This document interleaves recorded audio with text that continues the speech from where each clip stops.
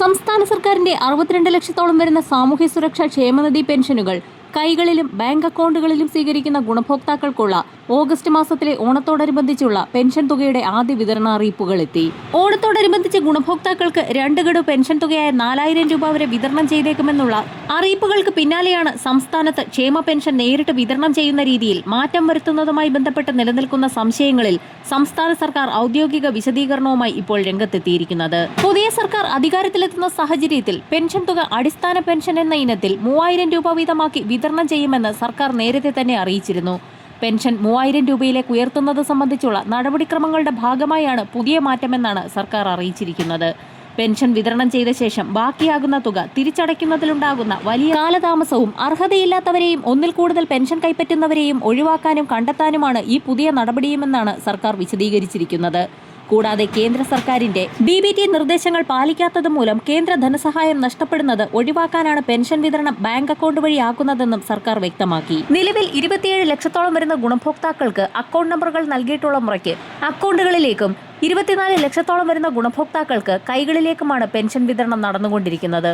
August മാസത്തിൽ ഗുണഭോക്താക്കൾക്ക് ഈ രീതിയിൽ തന്നെയാകും വിതരണം ആരംഭിക്കുന്നതെന്നും കൈകളിൽ തുക സ്വീകരിച്ചുകൊണ്ടിരിക്കുന്ന ഗുണഭോക്താക്കൾക്ക് DBT സംവിധാനത്തിലേക്ക് മാറുന്നതിനായി സമയം അനുവദിക്കുമെന്നും സർക്കാർ വ്യക്തമാക്കി. സർക്കാരിന്റെ പുതിയ ഉത്തരവ് ഇപ്പോൾ വന്നിരിക്കുകയാണ്. സർക്കാരിന്റെ പുതിയ ഉത്തരവ് പ്രകാരം പൂർണ്ണമായും കിടപ്പ് രോഗികളായ ഗുണഭോക്താക്കൾക്കൊഴികെ മറ്റെല്ലാ സാമൂഹ്യ സുരക്ഷാ ക്ഷേമനിധി ബോർഡ് പെൻഷൻ ഗുണഭോക്താക്കൾക്കും ഇനി മുതൽ പെൻഷൻ തുക ബാങ്ക് അക്കൗണ്ടുകളിലേക്ക് നേരിട്ടെത്തും. ഡയറക്ട് ബെനിഫിറ്റ് ട്രാൻസ്ഫർ അഥവാ DBT സംവിധാനത്തിലൂടെ ആധാറുമായി ബന്ധിപ്പിച്ച ബാങ്ക് അക്കൗണ്ടുകളിലേക്കാണ് തുക കൈമാറുക. നിലവിൽ സഹകരണ സംഘങ്ങൾ മുഖേന ഏജന്റുമാർ നേരിട്ട് വീടുകളിലെത്തി പെൻഷൻ വിതരണം ചെയ്യുന്ന രീതിയാണ് സംസ്ഥാനത്ത് തുടരുന്നത്. എന്നാൽ വിതരണം ചെയ്യാതെ ശേഷിക്കുന്ന തുകകൾ സമയബന്ധിതമായി സർക്കാരിലേക്ക് തിരിച്ചടയ്ക്കുന്നതിലെ കാലതാമസം, സേവന പോർട്ടലിലെ രേഖപ്പെടുത്തലുകളിലുള്ള പൊരുത്തക്കേടുകൾ എന്നിവ വലിയ പ്രതിസന്ധി സൃഷ്ടിച്ചിരുന്നു. ഇതുകൂടാതെ അർഹതയില്ലാത്തവർക്കും ഒരേ വ്യക്തിക്ക് ഒന്നിലധികം തവണ പെൻഷൻ ലഭിക്കുന്ന സാഹചര്യത്തിനും തടയിടാനാണ് സർക്കാർ ഈ പരിഷ്കാരം കൊണ്ടുവന്നിരിക്കുന്നതെന്നാണ് ഉത്തരവിൽ പറഞ്ഞിട്ടുള്ളത്. 2016 LDF സർക്കാർ അധികാരത്തിൽ വന്നത് മുതലാണ് ആവശ്യപ്പെടുന്നവർക്കെല്ലാം പ്രാഥമിക സഹകരണ ബാങ്കുകൾ വഴി പെൻഷൻ വീട്ടിലെത്തിക്കുന്ന പദ്ധതി ആരംഭിച്ചത്. നിലവിൽ പെൻഷൻ വാങ്ങുന്ന ആകെ 52 ലക്ഷത്തോളം ഗുണഭോക്താക്കളിൽ 23 ലക്ഷം പേരും നേരിട്ട് പണം കൈപ്പറ്റുന്നവരാണ്. സർക്കാരിന്റെ ഈ പുതിയ തീരുമാനം ഇവരിൽ വലിയൊരു വിഭാഗത്തെ നേരിട്ട് ബാധിക്കും. കിടപ്പ് രോഗികൾക്ക് പുറമെ അംഗപരിമിതർ, അവശരായവർ, ആശ്രയിക്കാൻ വിശ്വസ്തരില്ലാത്തവർ, സമീപത്ത് ബാങ്കുകളോ ATMകളോ ഇല്ലാത്തവർ എന്നിവർക്കെല്ലാം നിലവിലെ നേരിട്ടുള്ള വിതരണ രീതി വലിയ ആശ്വാസമായിരുന്നു.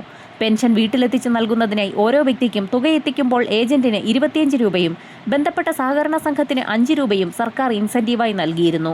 സംസ്ഥാനത്തെ 1625 സംഘങ്ങളിലെ 5000-ഓളം ഏജന്റുമാരാണ് നിലവിൽ വീടുകളിലെത്തി പെൻഷൻ വിതരണം ചെയ്യുന്നത്. പുതിയ മാറ്റത്തോടെ ഇവർക്കും സഹകരണ സംഘങ്ങൾക്കും വലിയ തുകയുടെ വരുമാന നഷ്ടമുണ്ടാകും. പെൻഷൻ വിതരണം നടത്തുന്ന സാമൂഹിക സുരക്ഷാ പെൻഷൻ കമ്പനി ആവശ്യപ്പെട്ടതനുസരിച്ചാണ് വിതരണ രീതി പൂർണ്ണമായും അക്കൗണ്ട് വഴിയാക്കാൻ തീരുമാനിച്ചതെന്ന് സർക്കാർ വ്യക്തമാക്കി.